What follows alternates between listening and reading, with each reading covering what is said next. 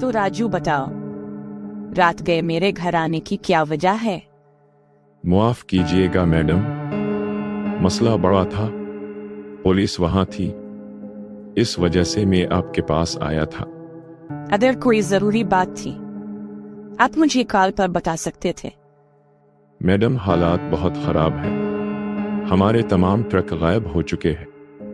एक शख्स है जो हमें बेवकूफ बना रहा है और वो आकाश है। इसका मतलब यह है कि आप मेरी मदद के बगैर अपना काम नहीं कर सकते। आप गैंग पर अपनी गिरफ्त खो रहे हैं और यह भी मुमकिन है कि राहुल आपकी जगह बतौर बॉस लेगा।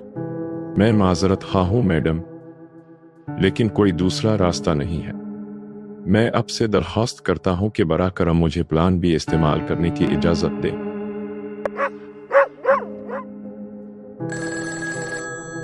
हाँ राजू, क्या बोलती है तेरी मैडम? ये बिल्कुल पागल हो चुकी है, दिमाग पर चर्बी चढ़ चुकी है इसके। मुझे जेल भेजने की बात करती है। चल कोई नहीं, आज सबकी वोट लगने वाली है, टीम तैयार है, बस तेरे सिग्नल का इंतजार है। हेलो साहब, वो पैसे वाला वादा याद रखे ना। जो बोलेगा मिलेगा।